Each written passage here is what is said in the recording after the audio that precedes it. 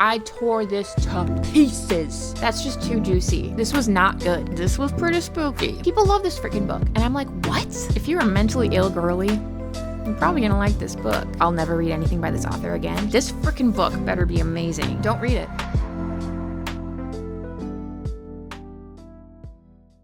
Hi, I'm Sam. There's quite literally no one asking me to do this, but I've read 27 books so far this year, and I want to tell you about them today, and there's literally no one who can stop me. I think this year I'm gonna do wrap-ups every 2 months, and for books that were kind of just meh, I'm really not gonna spend a ton of time on them, because I want to be able to spend more time and energy on the books I either really liked or really didn't like. So I hope you guys don't mind this format and the less frequent wrap-ups, but I still will talk about all the books that I read this year, just every couple months. So these are all the books that I read in January and February. I'm going to be going in chronological order because that's just how my brain works. So I don't know if I'm the only person who's like this, but the first book that I read of the year, it felt like a very important choice to make. So I tried to start several different books and then they just didn't feel right. They didn't feel like they should be my first year book. And then finally I settled on this book by Nina LaCour, and that book is Watch Over Me. So I listened to this on audiobook, and my dumb ass didn't know until after I finished it that this is a young adult book. So the synopsis is that basically this orphaned girl goes to live on this farm.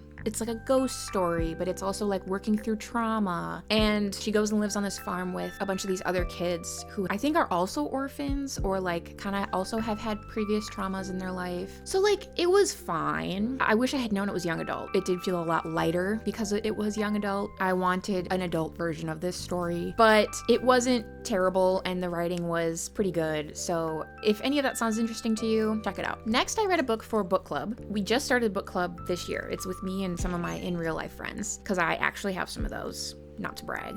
We've had kind of a rough go of it so far. So this was the first book we read for book club, and it was Circe by Madeline Miller. So this is supposed to be a feminist retelling of the Circe myth. I don't know if you're familiar with any Greek mythology, but in general, the men suck. But they suck real bad, big time.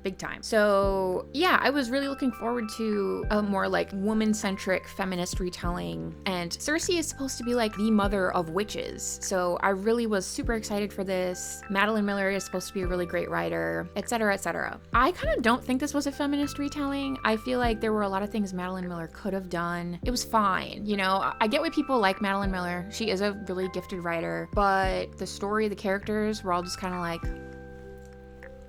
honestly, I don't know if I need to read any more by her. Even though I really love Greek mythology, I just don't think she does enough exciting stuff with it. So sorry if you loved it. I didn't. Okay, next I read a book for another book club. So that book for January was Jane, A Murder by Maggie Nelson. First Maggie Nelson I've ever read, will not be the last, because this was some really cool writing. So this is a nonfiction true crime story. In real life, Maggie's Aunt Jane was murdered when she was in college, and the case is still unsolved. And it's kind of exploring growing up sort of with the absence of this person who had such a huge impact on the rest of the family, kind of interspersed with some of her own poetry. And most of the book is actually told through poems, and it's not a traditional novel. So that was really interesting. And I actually read this in one sitting because it's only a couple hundred pages. So there are some excerpts where it is, more like a novelization. And then there are some excerpts from newspaper clippings and things like that. And then there are actually passages from Jane's journal that Maggie was able to get and use for telling the story. So obviously I've marked this up quite a bit. When I was going through this to kind of mark passages I wanted to read for you guys while discussing this, I was like, dang, this was really freaking good. This was unlike anything I've ever read. I know I say that kind of a lot, but this really was. And I really recommend it. So I want to read a few passages for you guys. So there's this poem called Dignity, and it kind of discusses how the family mourned the loss of Jane. They knew how to mourn with dignity, my mother says. It's the Calvinist way, as if keening on your knees were somehow obscene, as if there were a control so marvelous you could teach it to eat pain.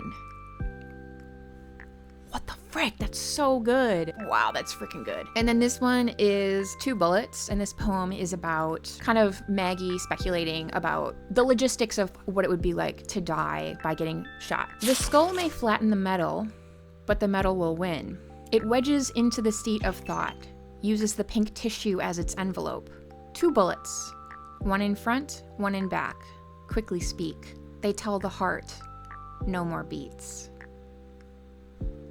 Dang, dang, dang, dang, dang, dang, dang. That's so good. That's so good. Okay, and then the last little excerpt I want to tell you guys, this is a poem about the diary of Anne Frank, and I think Maggie here is kind of tapping into this sort of like shared experience that all young girls have, and especially young girls who died tragically. So this is called The Diary of a Young Girl. I've just finished Anne Frank, The Diary of a Young Girl.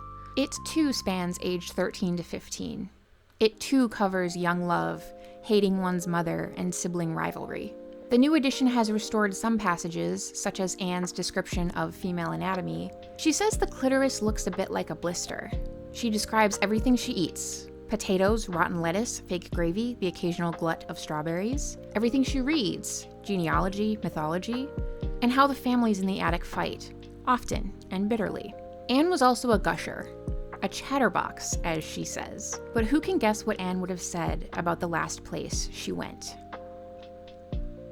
Please, please, please give this a try because this was awesome. You should read it. Okay, next I listened to another audiobook called Such a Pretty Girl by T. Greenwood. This is about a woman who was a child model and actress. Basically, there was like this Jeffrey Epstein-esque scandal, child trafficking ring run by this billionaire, and the billionaire has since been charged and, you know, he's like in criminal trouble, which like good. During the investigation, they find a picture of this woman when she was a young girl during like her acting years. She was clothed and everything. It wasn't anything like, you know, but still she is very concerned by that finding and she doesn't understand. So the whole novel is basically her like returning back to where she grew up as a child actress. And then we kind of switch back and forth between present day with her and her daughter trying to understand what's going on, and also back into like when she was a child dealing with poverty and her mom was a struggling wannabe actress and breaking into acting and modeling, and kind of what led her to want to forget that part of her life. So overall, this was pretty good. I don't know how much I'll really remember it, but it was well written. It kept me entertained from beginning to end. Yeah, I think if you're interested, you should pick it up. Next, I read a horror book that I was kind of thinking would be like an easy 5-star for me, but I really didn't like it. And that was The Devil Takes You Home by Gabino Iglesias. Never read a Gabino Iglesias before. I don't know if I loved his storytelling, honestly.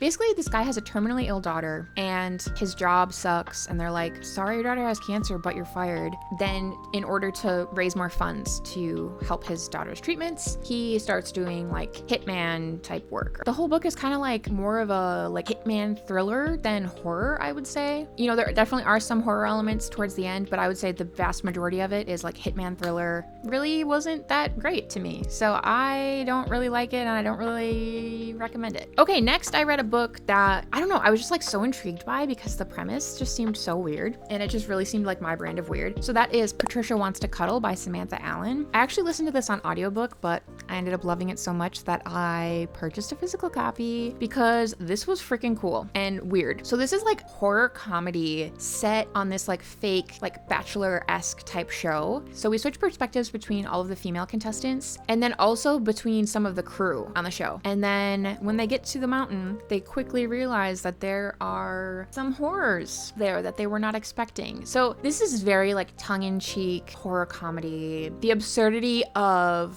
a bachelor cast going into the mountains and then one by one being gruesomely picked off is just, that's just too juicy. That is too juicy. It was so good. I really liked all the characters. All the women felt very interesting in different ways. It had like a decent amount of fun gore too. So I really liked this, and I know some people were kind of like, it was fine, but for me, I don't know, this was just like my brand of weird. So if any of that sounds fun to you, definitely check this out. Okay, next I read kind of like a beloved title, I think. So that is Convenience Store Woman by Sayaka Murata. So this is about a woman who is definitely like neurodivergent coded. She works at a convenience store and she really likes it. She takes a lot of pride and she knows she does really well, but she's constantly feeling the pressures from society to get like a real job and like a real career and settle down and get married and have kids. And it's kind of just like her going through life, navigating those situations situations. I definitely think that this novel is trying to celebrate mundanity, which I enjoy, but I think this was just fine. Like, people really talk this up as if this is like a literary classic, and I get why people like it, but for me it was like, yeah, it was good. It was fine. Next, I listened to another audiobook, which I really liked. I want to buy a physical copy because the cover is really pretty. That is Cult Classic by Sloane Crosley. This is about a woman who keeps running into all of her ex-boyfriends, literally like multiple in one day, and then like every day she's like running into a different ex-boyfriend. Each time she runs into an ex, then we learn about her past with that ex and kind of like how it's made her into the person she is today. But then there's also like this like weird cult thing happening in the background with a couple of her previous coworkers, and they're like trying to get her assimilated into the cult. So that sounds really weird, but that's why you're here.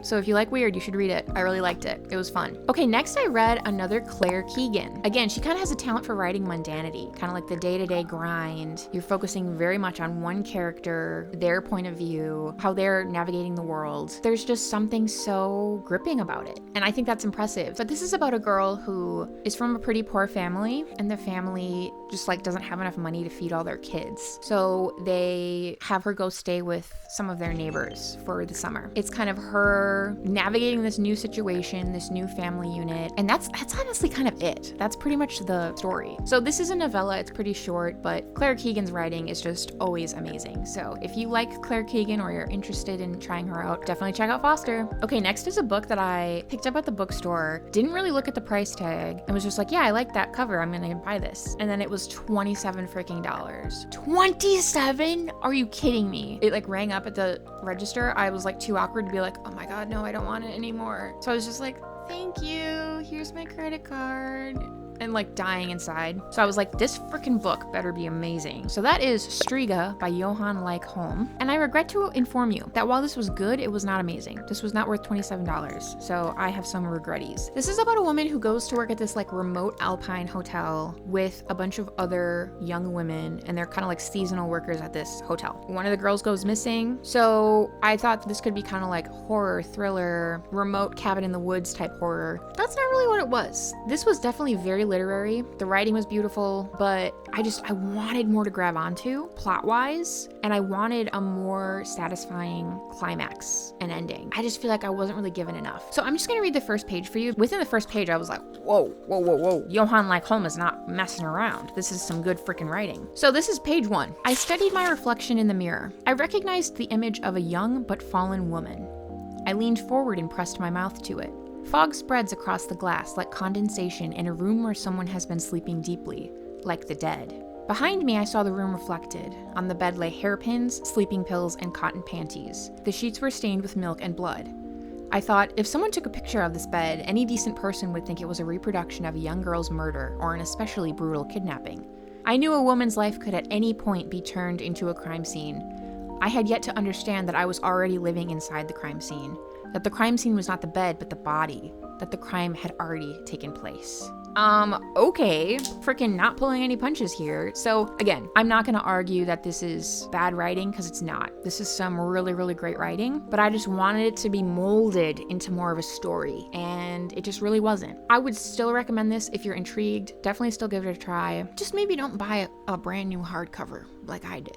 Ooh, I'm excited about the next one. Next, I read Little Lies by Samanta Allen. Read Fever Dream by her last year. Was so blown away, and I'm happy to inform you that I think Little Lies might have even usurped Fever Dream. This was so good. So this is about a bunch of these little like robots that become available for people to purchase, and they're called Kentucky. But the catch is that when you buy a Kentucky, someone else anywhere in the world buys a connection code for that specific Kentucky. So then when the robot is moving around and interacting with the environment, it's a living person remotely controlling it. You can imagine some of the like heartwarming but mostly horrifying and eerie things that could happen in those kinds of situations. Each chapter, we're switching back and forth between either someone who has a Kentucky or is the person who has the connection code and is sort of like surveilling with the Kentucky. And this was just so masterfully done. We follow maybe like 4 or 5 different storylines from across the world. Again, switching back and forth between the Kentucky owner and then the Kentucky inhabitor. And this was freaking freaky. As someone who has a maybe an unhealthy fear of Big Brother, I think This was pretty spooky. Not gonna lie. So you should read it. Next, I read another really good book, and that is Sorrow and Bliss by Meg Mason. And this follows Martha. We kind of follow her from like young adulthood into middle age. It really is just about like her struggles to just exist as a person. One kind of unique thing about this is that instead of explicitly saying which mental illness Martha has, the book refers to it as X. I thought that was a really interesting choice because there are a lot of mental illnesses that are especially stigmatized, and I think the author was probably trying to avoid further stigmatizing a specific mental illness because this main character is problematic. She is not a perfect main character, you know? I think what I really liked about this was there were chapters where she's talking to her sister and she doesn't even really understand how sick she is. She can't explain how she feels to her family and friends. They aren't experiencing the same things she is. So there were just a lot of lines where I was like, hitting the nail a little bit too on the head there. If you're a mentally ill girly, you're probably gonna like this book. Okay, next I read another one from my physical TBR. So this is one I've had on my list forever. He's a comedian I've really liked forever and ever. That is Comedy Sex God by Pete Holmes. So this was just a memoir about his life. He grew up really religious, and then in adulthood he was like, oh, maybe stuff I was indoctrinated with wasn't all good. So this is a very spiritual book, but it's very funny. So if you know Pete Holmes or have listened to his podcast, he's a pretty funny dude. So this was fun to read. I actually listened to this partially on audiobook, and the audiobook was really good. So probably just gonna get rid of this because I don't ever need to reread it. But if you just need a light, funny memoir and you're interested in spirituality, you might like this. Next, I read a book by Jen Beagin. This is one I've been wanting to read for a while. So that is Pretend I'm Dead by Jen Beagin. Again, this is kind of another depressed woman moving through the universe type book. So this is about a woman who is a cleaning lady. It's kind of just like her life as a cleaning lady, kind of all the weird, goofy shit she sees in people's houses, interacting with all of her customers. This was fine. I wouldn't say it was like my favorite book from this type of subgenre, but it was fine. I did end up reading Big Swiss. Not going to talk about that yet, but I did like Big Swiss better, and that's all I'm going to say. Okay, next I read a stinker. Like so bad that I'll never read anything by this author again. His reading privileges have been revoked. That is Universal Harvester by John Darnielle. This cover is really cool, and everything inside of it is not. You follow this main character, this guy, who works at a video store. So like back in ye old Blockbuster days, someone in the town returns a tape and she's like, hey, you should watch this tape. There's something weird on this tape. He's like, okay, fine, whatever. Kind of doesn't think much about it. And then another customer comes in, returns a different tape and is like, hey, there's something on this tape that's not the movie. You should check this out. So I was like, oh, this is going to be so freaking cool. It's going to be like a found footage type, snuff film type horror. That's going to be awesome. And it was not awesome. It was really bad. I just think John Darnielle is a really bad writer, and I'm tired of people pretending he's not. I had previously tried to read Devil House by him last year, DNF'd that, because I was like, what is this writing? This is not good. But then I was like, maybe it's just me. I need to give him another shot. No, this was not good. Don't read it. Next, I read a book because I love the movie. When I learned that the movie was an adaptation of a book, I was like, yeah, I for sure want to read the book. But this is one of those rare cases where the movie is actually better than the book. So that is Big Fish by Daniel Wallace. If you're familiar with the movie Big Fish, it was directed by Tim Burton and it has Ewan McGregor in it. It is so good. That is like a movie where every time I watch it, it's gonna make me scream cry. So I was so excited for the book. I was in a mood where I was like, okay, I'm ready to be emotionally wrecked. This is gonna be great. And then I just like didn't even get close to shedding a single tear. Basically, this is about a guy who he's like on his deathbed. His son is there taking care of him with his mom. The son has always been really frustrated by the dad because the dad has always been traveling for work. He just like was not the type to really want to put down roots. And he always told all of these really extravagant stories, very like tall tales, which kind of made the dad seem larger than life. So then now when he's on his deathbed, the son comes to him and is like, can you please just tell me the truth for once in your freaking life? So that's like very sad. The theme of adult children watching their parent die, and obviously they're sad because the parent is dying, but almost the saddest part is that they've gone their whole lives never understanding each other, and then the parent either dying without them reaching a sort of understanding, or they reach a sort of understanding and then the parent dies, and it's just so tragic because they wasted their whole lives. They came to an understanding, but it was too late. So I love that theme in stories, but book wasn't that good. You should just watch the movie. The movie's pretty good. Okay, next I read my first Cormac McCarthy, which was pretty hyped up. My partner really likes The Road by him. It's one of his favorite books and movies. But I wanted to read No Country for Old Men, so I did. This is about a guy in the desert hunting, and then he finds this scene of what was like a drug deal gone wrong. Everyone's dead, and he finds $1 million or a couple $1 million. Takes the money, and then the whole movie is him being hunted down by various people who want the money. And listen, like, I get it. I get why people like him, and the story was like pretty good. I really liked the villain. I talked about him in my Zodiac video because he is an S-tier villain for sure. But this book was originally written as a screenplay because Cormac McCarthy was like, oh, I want this to be a movie. And then no one picked it up to be a movie. So he was like, okay, I just need to tweak it a little bit and released it as a book. And then it got freaking picked up to be a movie. All that to say, it really read kind of clunky. You know, there were some things where it really read like a screenplay. Know that going in. But again, I really liked the villain. So I think if the villain wasn't so intriguing, I would have been not that impressed with this. It was definitely pretty good. Okay, next I read another heavy hitter from my physical TBR. That is Rosemary's Baby by Ira Levin. I, again, also kind of partially listened to this on audiobook, and it was narrated by Mia Farrow, who plays Rosemary in the movie. Wow, that was so good. That was fun. So definitely recommend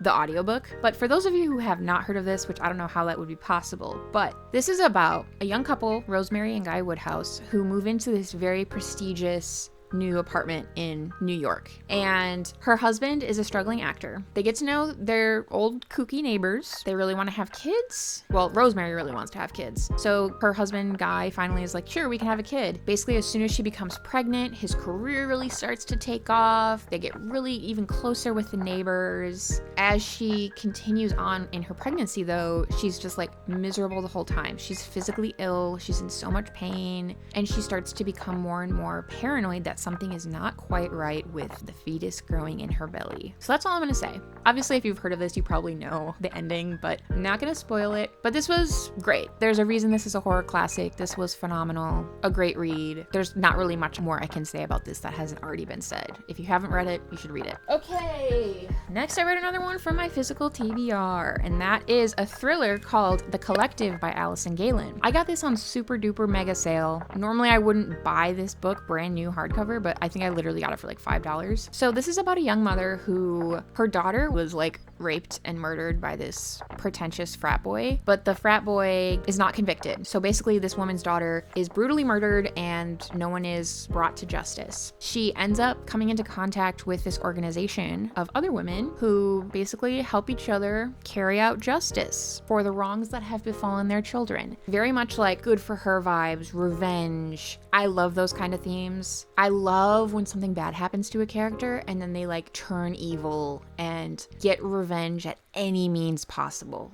Any means possible. I love that sort of delicious turn to the dark side. This was pretty good. I wish it was a bit grittier. I think that obviously would have been more like horror though. So that's just the horror girly in me coming out. But this was a really good thriller. And I think especially if you're a thriller girly, you'd probably really like this. I'm not usually a huge thriller lover, but because it had so many themes that I really love, it wasn't that bad. So I would recommend it. Next, I read another book that I was really freaking exciting for because the cover and synopsis were just like chef's kiss. That is Waiting for Ted by Marieke Bigg. The whole book follows this woman who's a housewife. It's her waiting for her husband to get home from work. And then we kind of like learn more about her and their relationship and her relationship with her family interspersed throughout that waiting period. I had really high hopes for this, but this kind of fell a little flat for me. I'll read more from this author, but I want to see her develop a little bit more as a writer. I just wasn't fully satisfied with the resolution and like the climax. But I do want to read an excerpt for you because there were some really like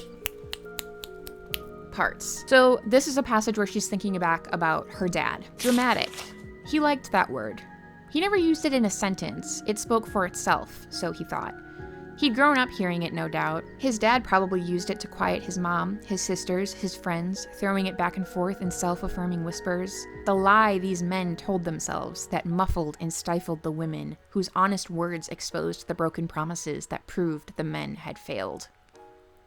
She really said that. And then this excerpt, which I'm biased because I really love Medusa, but this excerpt was really good. I suddenly understood Medusa's wrath. Her problem was never that she was cursed to turn the men she looked at to stone. The true curse was the frustration that her opponents weren't really opponents at all. I mean, it's kind of true. So, not a total hit, but it also wasn't a total miss for me. Wanted it to be a 5-star banger, but it was more like a 3-star banger.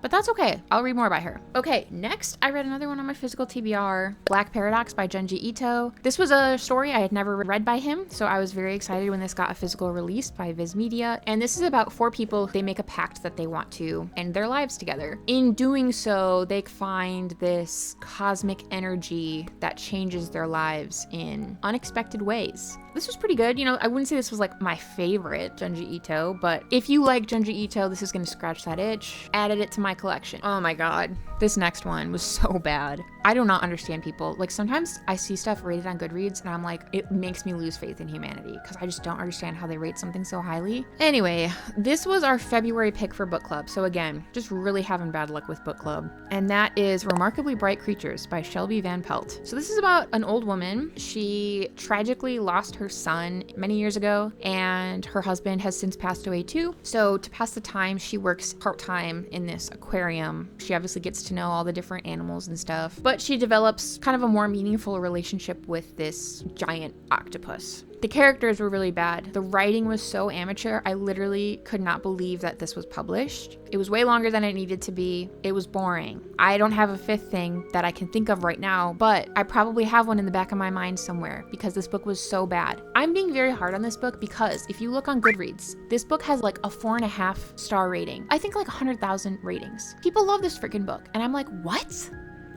What? I guess I wouldn't be so hard on it if it had a more realistic rating. Like, if it had closer to like a 3-star rating, I'd be like, yes, okay, I think there are people who are really gonna like this, but this is not an objectively good book, okay? This book makes me mad. I tore this to pieces in book club, okay? Don't read it, it's not good. So next, I read Big Swiss by Jen Beagin. Already kind of spoiled it, but I really liked this book. This book was freaking weird. Freaking weird. Since I read Pretend I'm Dead first, and like so soon before Big Swiss, I feel like Jen Beagin has really evolved as a writer. So Big Swiss is about this woman who is a transcriber. So she transcribes therapy sessions for this sex therapist named Ohm. She becomes really interested in one of his patients, who she affectionately calls Big Swiss because she is a Swiss woman and she was physically assaulted pretty badly many years ago. But her view on trauma is very different from the view of our main character, who has also gone through a lot of stuff in her life.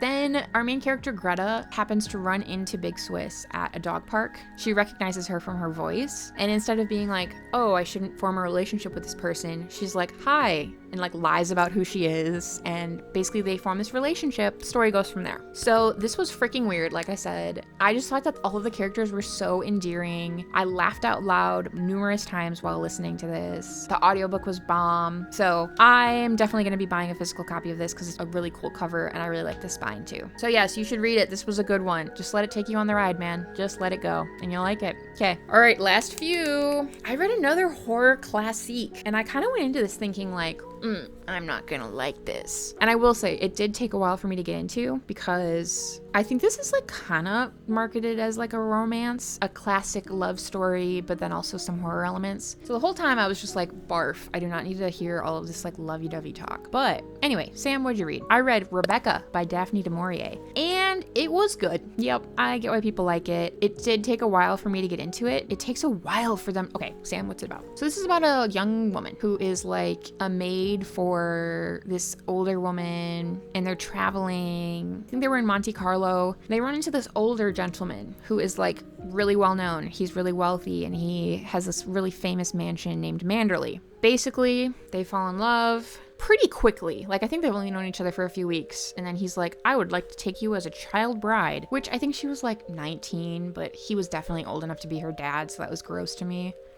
But anyway, they get married, go back to Manderley, and then he's like, oh, by the way, I was married before to a woman named Rebecca. She has since died. And then the whole time she's at this estate, everyone is like, oh my god, you're so different from Rebecca. Oh my god, I miss Rebecca so much. Rebecca was freaking awesome. You're kind of like Anyway, Rebecca was awesome. She was through all these awesome parties. So she's just the whole time, like, you know, trying to, like, live her life and, like, be a newlywed with her new husband. But everyone's, like, really being annoying. And even, like, all the maids and stuff and, like, the servants are like, well, this is how Rebecca did it. And she's like, fine, okay, just do whatever Rebecca used to do. Like, I literally do not give a shit. So the whole time I was like, okay, what is the horror gonna be? Is this, like, a ghost story? Is Rebecca actually a ghost that's gonna, like, terrorize them? There was a lot of, like, mystery and intrigue. Once I got sucked into that, I was like, okay, I'm in. This is cool. This is, yeah. I see why it's a classic. I really liked the ending. I really liked the characters. If you know me, you probably know which character I really liked. So I would recommend this one. I also think this was a pretty approachable classic. It didn't take too many of my brain cells to read it. So I think you should read it too. Okay, next I read a new horror book called Bad Cree by Jessica Johns. This follows a woman who, she starts having these weird dreams. In the dreams, it's like stuff will happen and then she'll interact with physical things in the dream. And then when she wakes up, she'll have stuff from the dream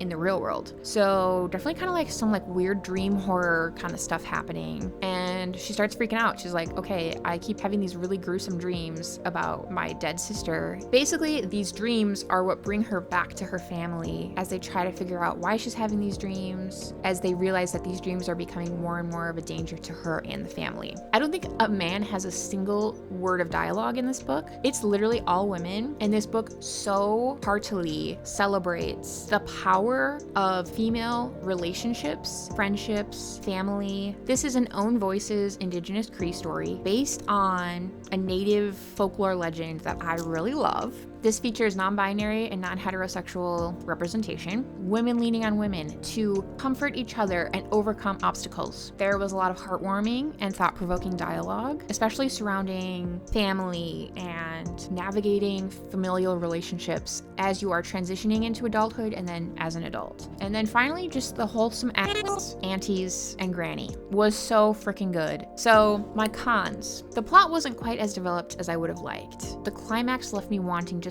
a little bit more, but I would definitely recommend this. Characters were good, writing was good. Check it out. Okay, next I read Idle Hands by Cassandra Windwalker. Our narrator is a woman named Ella, who is the devil. The main focus of the story is this mother of 3 who is in an abusive marriage. So she takes the kids, moves away, and then we follow their lives, kind of like fast forward their lives. And then an unexpected tragedy happens and she makes this wish. I wish I had never even left. I wish I had just stayed with my abusive husband because then this wouldn't have happened. So then she makes a deal with the devil, goes back, kind of rewinds, and then doesn't leave and stays. And then we follow what happens in the event that she stayed. And that's kind of all I'm gonna say. Sometimes it's just fun to read about characters who are just so awful because it just makes you so mad at them. It just makes you hate them so much. So yeah, obviously the abusive husband was like a really fun character to hate because he just made it so easy. He was an awful freaking guy.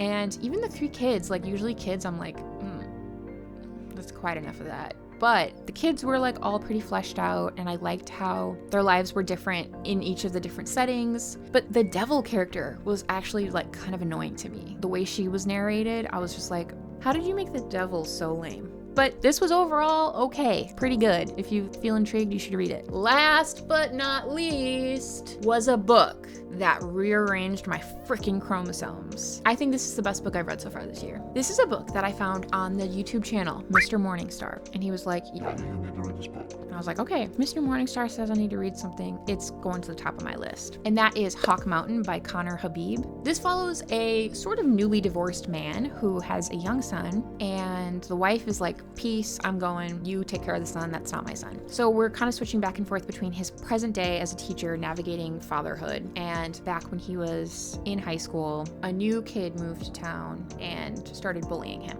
The opening scene is him on the beach with his son, and this strange man approaches him, and it ends up being the kid who ruthlessly bullied him through his entire high school life. So there's So much tension in all of the scenes, honestly. Basically, after they meet again on the beach, the bully becomes more and more enmeshed in their life. And as we learn more and more about what happened to them when they were kids, sort of like how everyone's behaving now as adults, it's just so tense. There's definitely always this threat of violence, and you just never know which way it's gonna go. You don't know if the bully is gonna like continue bullying now as an adult. We don't know if something's gonna happen to the kid. It's so tense. There are not many books that I read where my jaw actually drops. And to part one, where my Hawk Mountain girlies at? If you know, you know. My jaw actually dropped. So this was so good. I listened to this on audiobook. As soon as I get a physical copy, I'm gonna reread the physical and annotate it because wow, so good. This was a debut freaking novel. So yeah, Connor Habib, please write more because you're awesome and this was awesome. I will not shut up about it. All my in real life friends, I'm like, hey, I know you're not much of a reader, but are you looking to get back into reading? Got this crazy book.